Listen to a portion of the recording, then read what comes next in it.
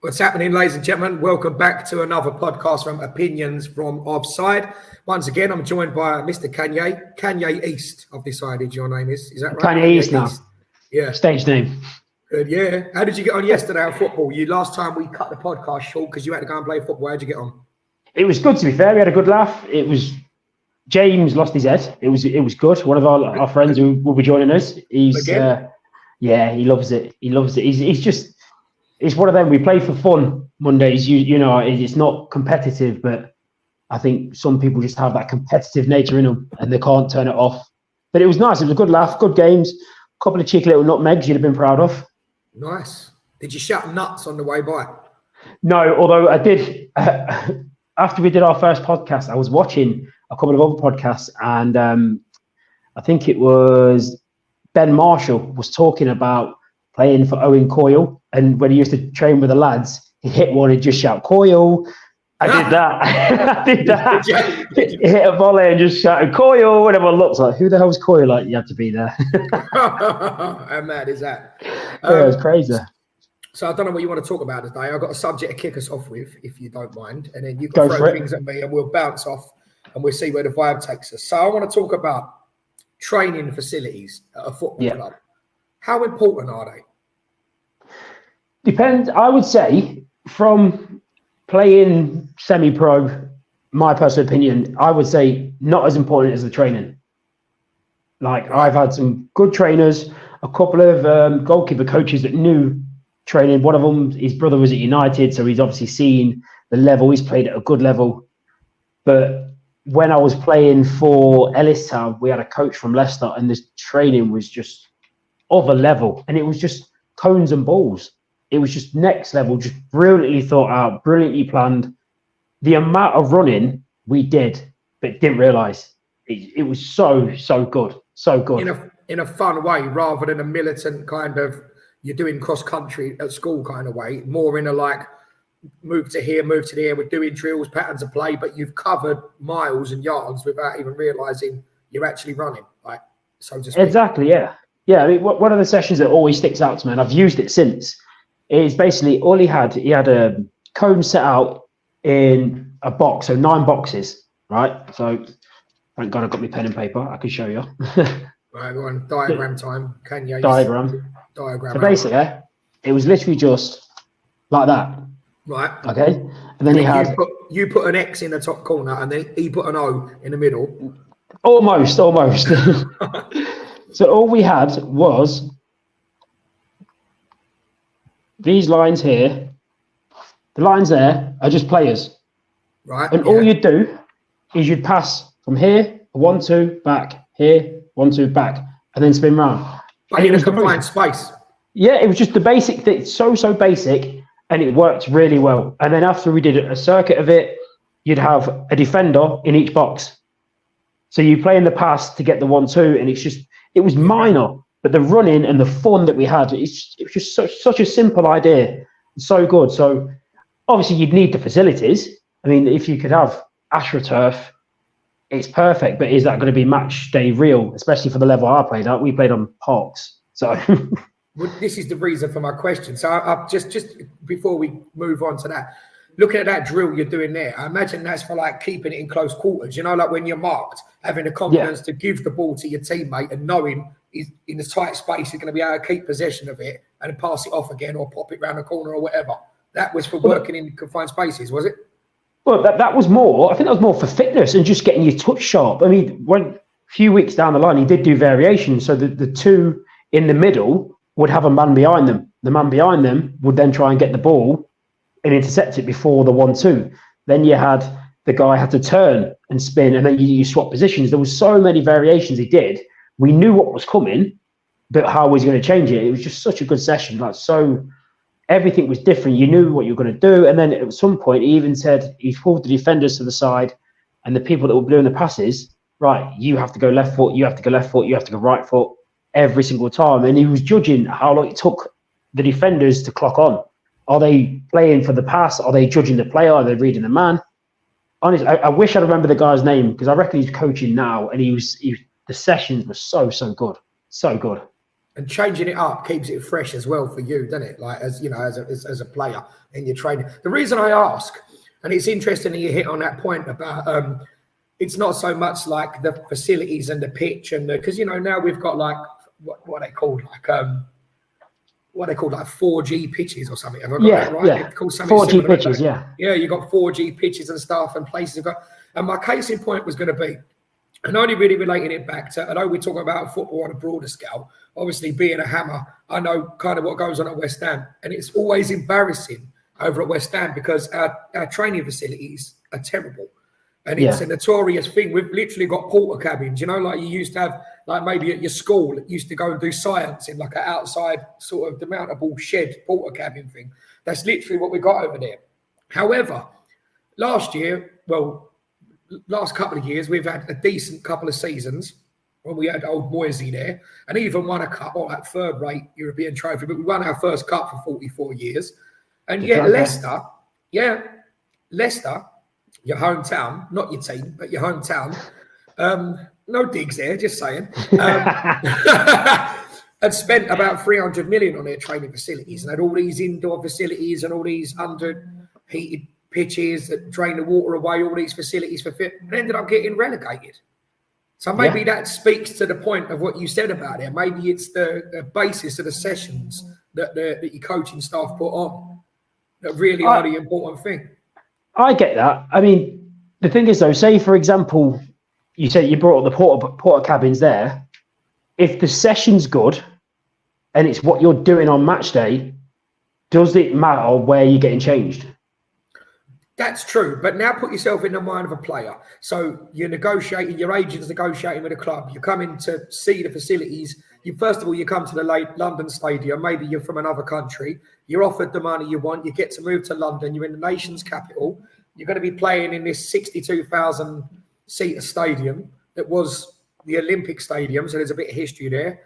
Apparently, from what I've seen, the facilities at the stadium are really good. The changing rooms are really luxury. You'll be thinking, I'll have a drop of that. And then they take you over to Rush Green and walk you in, and it's a fucking garden shed. Do you know what I mean? Like, would that put you off signing? Because I feel like in the past that has happened to us. But forget West Ham a minute. If you were going to sign for a club as a player, would it, before you've seen the sessions, before you've seen the basis of what's being played out on the training ground, would it put you off thinking, because that's where you've got to do 90% of your work. That's your day-to-day job, not at the stadium. I don't think that put me off as a footballer, no. It would be nice to have fantastic training facilities, a great place to go and get changed and stuff. But especially if you look at the players that have signed for West Ham, clearly didn't put them off. I mean, you've had some good players, like you've attracted some very high caliber players on good. I mean, say you were talking about Lucas Paqueta yesterday, like, surely he'd have turned up and seen that and thought, that's fine, I can deal with that. Maybe that's the mindset. Or would it be one of those similar to the Bielsa when he was at Leeds and he made all the players do 4 or 5 hours of community service, and then when they're finished, he said, right, that's how much the average person has to work to come and watch you boys. They deserve you to run.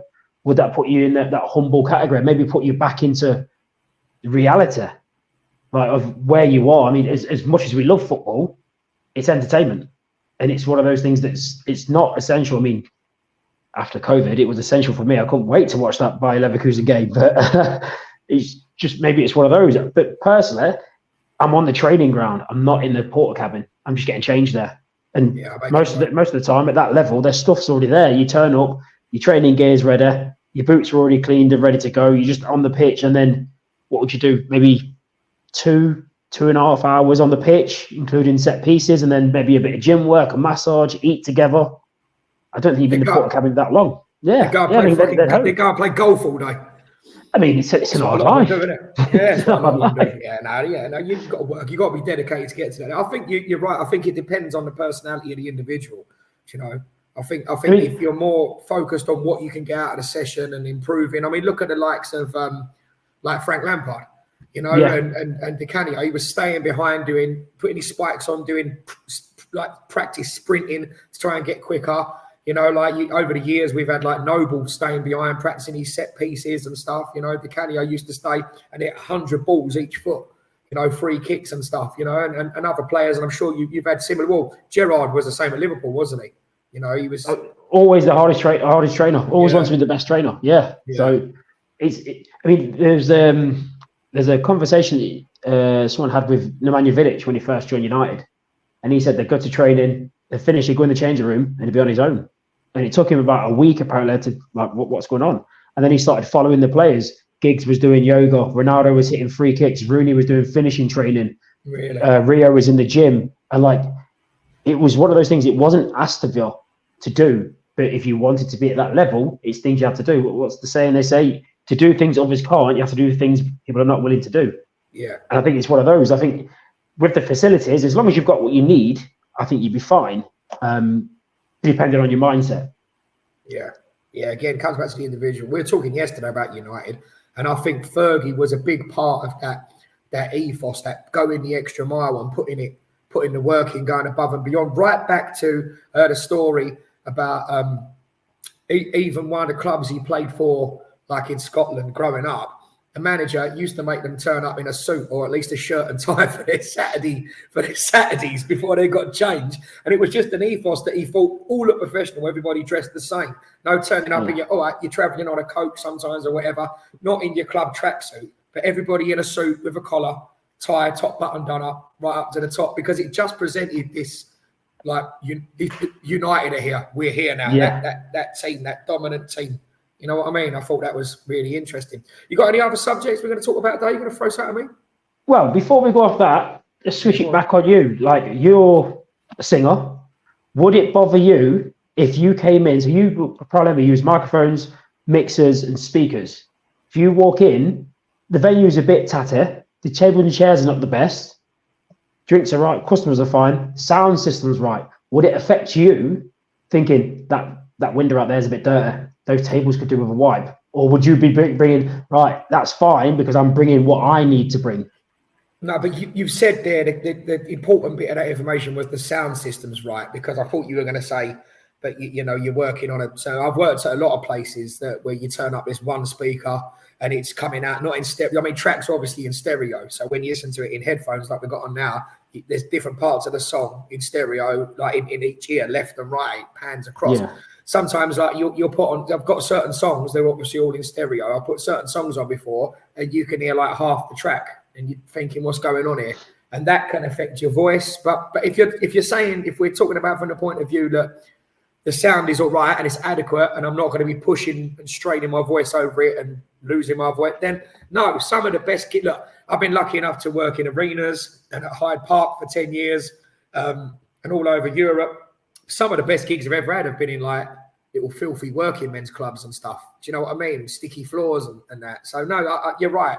I think it depends on the audience. Whereas by the same token, I've been in really, really, plush sort of classy piano bars like jazz bars or whatever, and everything looks immaculate and there's a white grand piano and everything looks great, and the people just sit there with their arms folded. There's no vibe and they're not clapping and they're not singing along, tapping their foot, they're not dancing, they're not giving you requests or buying into it. So yeah, that's a good point. I think really I'm here to do my job, and if I'm able to do my job and the people around me are vibing off it, then yeah, I don't know if I'll be that bothered by that. So in summary, the facilities are not the key; it's the people that make the club, right? Yeah, that's what I'd go with. Yeah, I'd look at that point of view.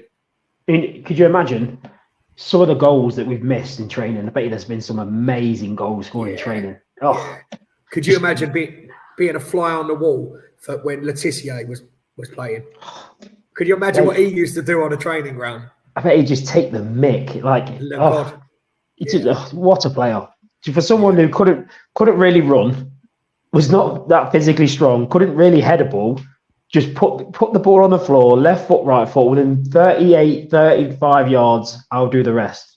I was showing my boy the other day some of his goals, like some of the free kicks with towards him, flicked it up and bang, and that one where he dragged it over the defender's head and then volleyed it. It's just unbelievable, Why do you think he never got into the England team? Why was he never a main? Didn't do enough running, like we were saying last episode about defending as a 10?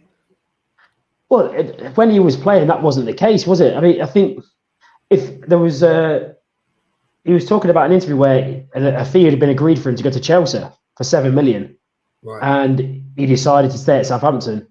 I think back in that time, I think it was one of them where, especially with how cliquey it was when you speak to former players, I think you had to play for a certain club to get a chance. And I think if it had gone to Chelsea, he would have got on him. If you look at Crouch was not really on the fringes until he went to Liverpool, and then he was starting. He was brilliant, and then when he left Liverpool, he was sort of out again. I think Crouch has got one of the best goals to games ratio for someone who's played more than 10 games. I mean, yeah. Dave Nugent's got the best. Played 6 minutes, scored 1. What a player! Where was he? He was at Preston, wasn't he? And Bolton. I think he was at Preston when he played for. I know he signed for Leicester. He played for Leicester for a little bit. But I think he was at Preston when he played for England, because I think it was going to be Defoe's goal, and he just came in and just smashed it in like a couple of inches out. Like, I'm taking that. Fair play to him. So if we're talking about records, who statistically under those same circumstances, who's the most successful England manager ever? Well, gotta be Ramsey, isn't it? Doesn't matter. Like he's the one that's won something. No, you're missing what you mean, as in like win ratio. Yeah. Oh, Sam Allardyce. Yeah, Allardyce. Yeah, Sam Allardyce. Was it two games? I think it was played 1-1, wasn't it? And got sacked for something from the Daily Mirror or something crazy. Or News of the World, I'm guessing. Yeah, I think it was the News of the World. I think it was that the fake shake thing, wasn't it? They stung. Yeah. Yeah. Done a lot of them with that, the fake shake thing. Right, here's one for you then. You've gone facilities. Yeah. Does the formation make the player, or do the players make the formation? We'll dive deep into this. We'll get a little bit deeper. But off the cuff, I would say that you have to pick. So let's go. Let's reverse engineer. I think you've got to pick your formation based on getting the best out of each player. So then, having said that, I would say that is the players make the formation. Right. Right. So you think certain people would have to be left out if you played a certain formation? So as an example, say you have players. Say you're Chelsea when they had Mourinho just gone there. You've got Damien Duff on the left, must play, brilliant. Arjen Robben on the right, must play. Lampard in the 10, well, sort of like an attacking 8. Yeah, Makelele, Essien, they have to play. Does that mean then you cannot have an attacking fullback and an attacking right back? Because bearing in mind that at the time, one of the things that Chelsea team sort of struggled with until Paulo Ferreira came in was that Ashley Cole would go forward. That was his game. Ashley Cole was going forward. When they had Paulo Ferreira, who would just sit and defend, that sort of balanced the whole team about. So do you think that would make a difference? Say, for example, if they had a Cafu at right back, would they then be a bit more exposed from the attacking side, or would the players have clicked on, right, we go when he goes? Yeah, no, I think you'd be all right. I think you'd be all right with the attacking attempt of your fullbacks, but you could still it wouldn't change the formation. It would change the instructions within that formation, and what you'd make sure you got. I mean, the era you're talking about would have been what, a young John Terry and Desailly, centre backs. Carvalho, right? It would have been Ricardo Carvalho. Or Carvalho. Yeah, Carvalho. What you do is you make sure they're all right, and then what you do is you get Makelele. You let the centre back split. And then you let Makelele just sit back as an auxiliary centre back, drop in between the two. They split a little bit. Your fullback's bomb on, and he drops back from holding from a CDM. He drops back into a centre back just for cover. I think the other players around you have to know what their role is, though. So would that not take away what Makelele does, though? Because Makelele was the role was named the Makelele role for a reason. He wasn't dropping in between the centre backs. He was there protecting. There was nothing being passed into the striker very easily because he was there, he was covering, and he'd just get the ball, play a simple pass. So asking Makelele to do, say that sounds like what Gerrard was doing under Brendan Rodgers, would that not take away what the Makelele did? Well, there's 2 points to that. You could also have Essien doing that, but he was a bit more complete as an all-rounder. But I think there's 2 ways of playing, in possession and out of possession. Do you know what I mean? Like when you're out of possession, that's when Makelele plays the Makalele role. He sits there mopping up, with returning over possession again. There's playing an easy pass to get going. What you were talking about is in possession, your fullback's getting high and bombing on. In which case, you just drop one of your midfielders back just to give a little bit of cover to make it a free when you're attacking. Then if there is a break, you can either choose to step forward and win the ball depending on how far back your fullbacks have managed to retreat after you've lost the ball and it's turned over. And as soon as the other team is springing their counter, I mean, the thing is, if you play like that, your fullbacks need to be fast enough and fit enough to get up and down the whole game. Do you know what I mean? So, I would say it doesn't necessarily change the formation. There's ways of playing it as long as everybody knows their job and their role and everyone knows everyone else's position and where they're supposed to be. Then there's phases of play in possession and out of possession as long as everybody gets back. The fullbacks get back as quick as they can. If your centre midfielder drops in as an auxiliary centre back, he's got to stay there till your fullbacks come back again. And then again, when you turn the ball over and you're attacking, or if you're defending and you're sitting back, then everybody gets into their shape and Makalele mops up. You with me? Have I explained that? Yeah, I get that. So basically, say you've got Chelsea on the attack, loose pass, midfielder's got it, they're breaking. Makalele drops in as an auxiliary centre back. Carvalho takes a step to the left to cover the space that Cole has left. Terry takes a step to the right to cover the space that the right back has taken. Yep. The problem with that, though, what if I was the attacking manager from that point of view, I would absolutely try and be playing for that. As good a defender as Carvalho and Terry were against a pacey winger, out wide, I'm expecting my winger to do them. And then say for example, say I'm out on the left. I don't know, say I've got a Liverpool winger, Albert Riera, for example. What a player, obscure. Oh yeah. Or say I'm Mark Gonzalez, for example, right? Just pure pace. He gasses past Terry. Now, my centre-backs are Makalele, 5'5", Carvalho, 6 foot. I'd expect a near post cross to result in a chance.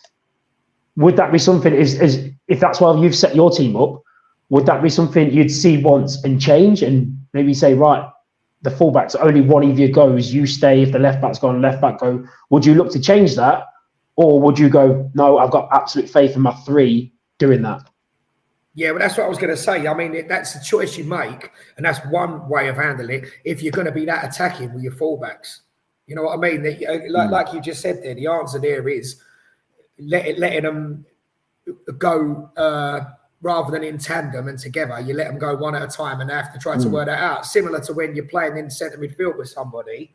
Sometimes, if we're playing together, two centre midfielders, one of us might be inclined naturally to be more defensive and the other more attacking. But sometimes the other one goes, and you need to understand when each other's going to go. And you have to be like that at fullback, right? Let each other know when they're going to go.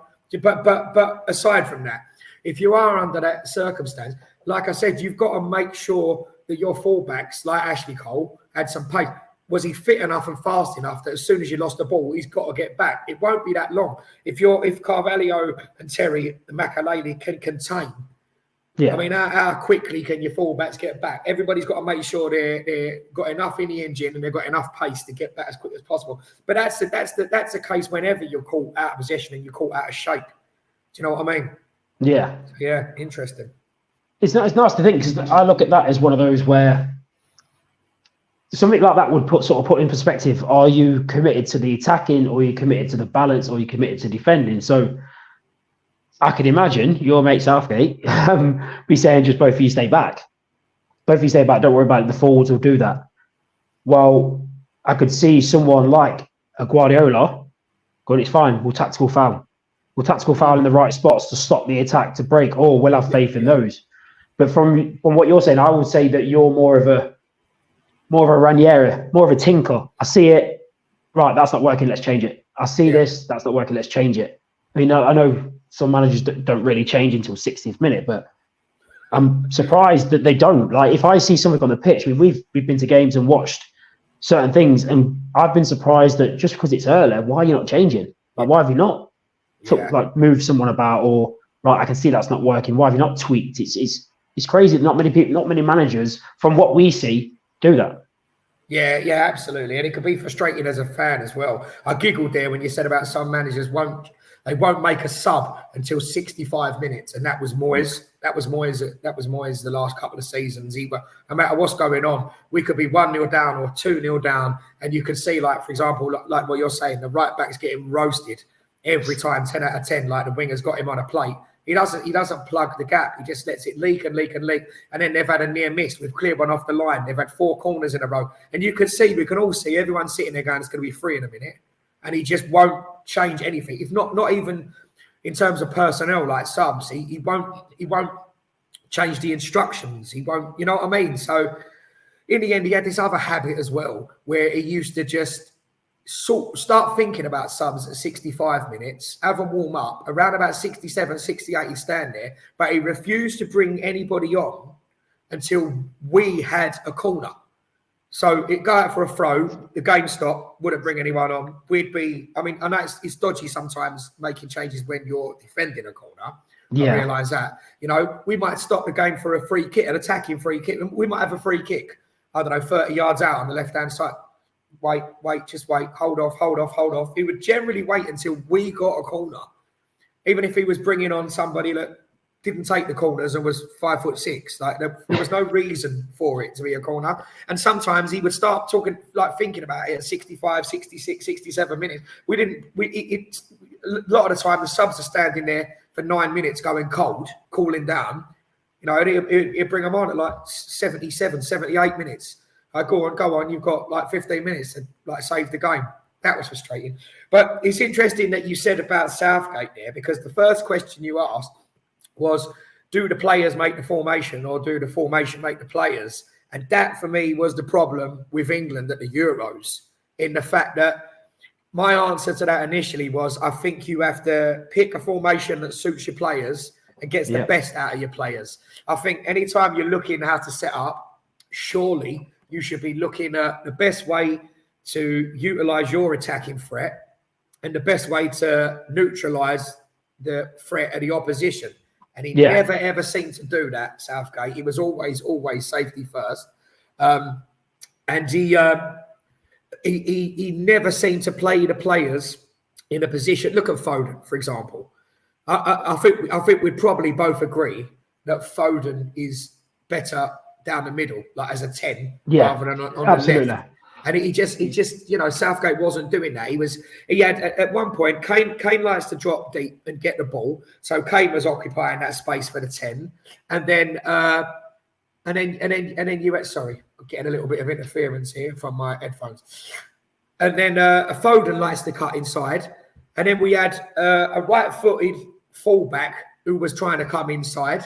Do you know what I mean? And then you had Bellingham, who was sort of in the 10, dropping from in the 10, but dropping sort of in an 8 out of possession, and then trying to occupy that space. So you had 4 people trying to occupy those 15 yards of pitch. Yeah. Whereas you would have been better off conceding the fact you've got an embarrassment of riches and picking the best player in their best position to make that formation work. So I'd agree with that. You know what I mean? Like, and that's where we went wrong. It was a case of squeeze everybody in. And we touched on it in the last podcast with the whole trying to get Lampard, Gerrard and Scholes all in the same team to the detriment of Lampard and Gerrard, and Scholes was shunted out on the left. Do you know what I mean? And that was partly because we didn't have a Giggs or someone like that on the left, but partly because he wanted to get all those players in the team. And I don't think you could just squeeze all your players into the lineup at the detriment of them and the formation you're playing. So with what you just touched on, before we go back to the formation and the England thing, question popped up then, right? You've got the England squad when you've got Gerrard, Scholes, Lampard, Beckham. Your choice is, do you go with the 4-4-2, push someone out on the left, or drop Scholes, Gerrard or Lampard? Or do you go 4-3-3, play Scholes, Gerrard, Lampard in the middle, and then have to suffer and take out Beckham? Because Beckham would, I think as good as Beckham was, I think he would struggle in a right wing position, because to me, he's the perfect right midfielder. Yeah, he didn't have pace. So, he was good on the ball. He could knock the ball and get a whip a crossover without having to beat a man. Or would you then, even like Real Madrid did, would you then bring Beckham into the middle and drop Scholes, Gerrard, or Lampard? What would you do? Would you go 3, or would you stick with the top? Because then don't forget, if you go that way, you then got to drop a prime Owen, a Rooney, a Shearer. One of those have got to be dropped. But you've just answered it in your example, in the fact that you've just listed 3 prime centre forwards, and you ain't playing all 3 of them anyway. And this is the thing now. It is a squad game. Look, it's different if you're a team like 1986 Argentina, where it was pretty much the Maradona show. So you've got to make sure he's in and then fit the pieces around him. But for the national team now, England are fortunate enough to have an embarrassment of riches. I mean, let's be honest. We were, like, England fans were largely worried about England going into the tournament being defensively frail, right? But then Mark Gahey came in and was arguably England's player of the tournament. I could make an argument for that. Do you know what I mean? Brilliant. So this is the thing. I think, and I said again in the other podcast, the last podcast, I said it's a squad game now. It's not an 11 game now. So I've still come back to. I mean, there was always that whole debate that Gerrard and Lampard couldn't play together. And I think that's largely, I think that's right. I think that Gerrard and Lampard maybe didn't complement each other. Do you know what I mean? Like we were saying before about if we had like a Giggs on the left for that natural width, would that have changed the England team? But to come back to that, it's a bit of a like United loving on this podcast in a minute. But just that's got to change. Yeah. Just imagine that Roy Keane had been English, or a player as good as him. And then you had like a Keane and a Lampard, or a Keane and a Gerrard, or a Keane and a Scholes. I mean, all right, over the years, we've had Paul Ince, we've had David Batty, but I feel like that gives more balance. I think balance is important in a team. Don't you?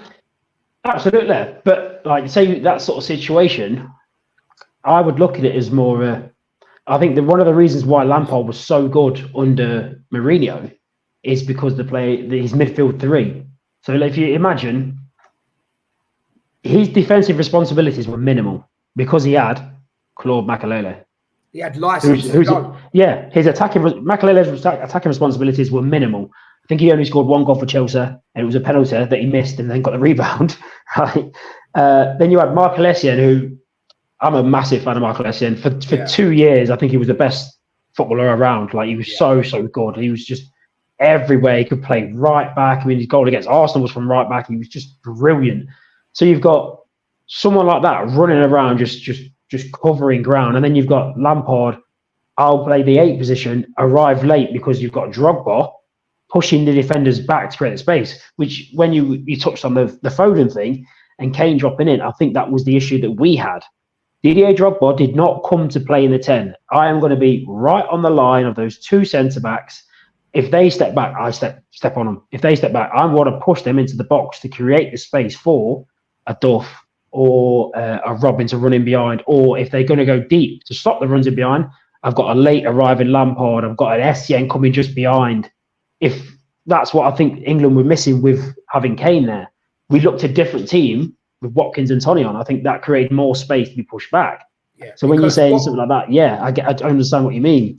Yeah, because Kane wants to drop deep all the time, which was giving their defenders nothing to think about. Watkins was getting on the shoulder and making runs beyond and stretching their defence, which makes everybody then, your opposition, retreat by 10 yards to make sure he's not running behind. Then we are able to get a little bit more up the pitch and control the game, which is not what was happening. But seeing what you were saying about there with the blend and using the example you did, that you had Makelele and Essien allowing Lampard that license, right? So back to that England team you were talking about, where I was saying you needed someone in the mould of a Keane to allow Lampard or Gerrard or Scholes or, to go and do that. Why was Michael Carrick not utilised more? Because he could do exactly that and was a better passer than any of the 3. That's an unpopular opinion there. I'm standing by it. His passing was unreal. Maybe Scholes was on a par with him. You know Oh, what I mean? see, again, I think Gerard's passing was better than both of them. I just got to address non-football related. Anyone watching this, I'm not sitting here doing coke or anything. I've got allergies today. We've got something in the Canaries where we live. It's called a kalima. It's hot, sandy air. So it's dusty. So my eyes are watering and so I'm itchy all the time. So apologies if you see me sniffing. I'm just itchy all over today from the sand in the air, the dust. Sorry, go on. So yeah. Right, I'll tell you what, then, let's put it this way. So you've got Michael Carrick there. Okay, so what would Carrick have been then? He would have been what, maybe 22? Yeah.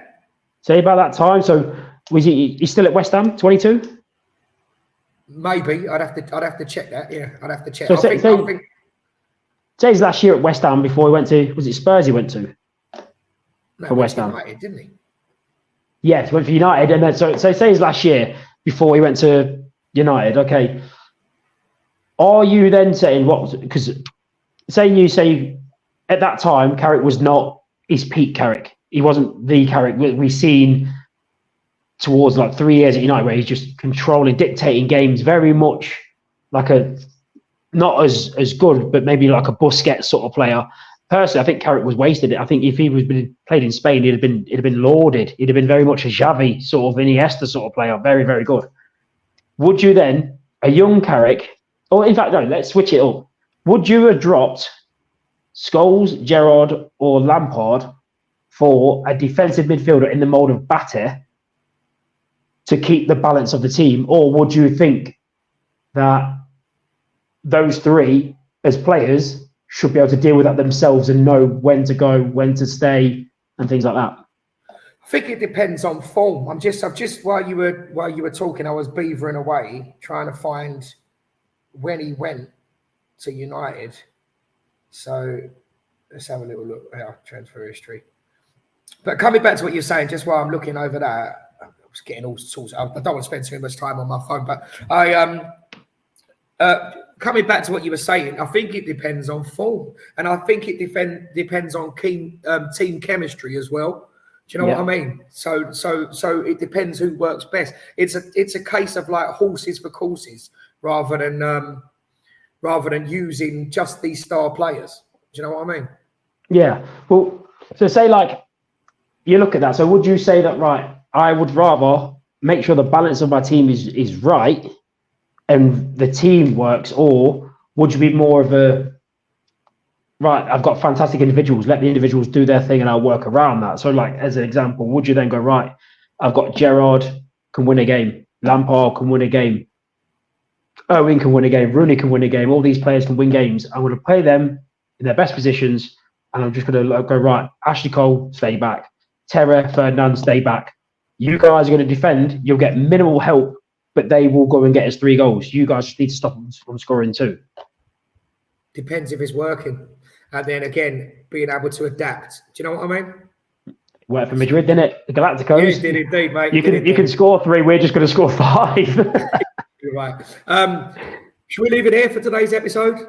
Yeah, that's good for me. We've had a good chat. We've touched on your mate Southgate. My mate Southgate, yeah. We need to go into that one on another one. Right, thanks everyone for watching. Let us know what you think about some of the opinions. Let us know in the comments below. Of course, it helps us out. We're a new channel. It helps us out if you can hit the subscribe and like the video. And the more you like the video, the more it sends out the algorithm to YouTube to present our video in more people's searches. So we get further up the search, and then more people might discover us talking nonsense that you probably disagree with. But anyway, until next time, thank you so much for having us, and we'll see you again next time on Opinions from Offside. Here we go.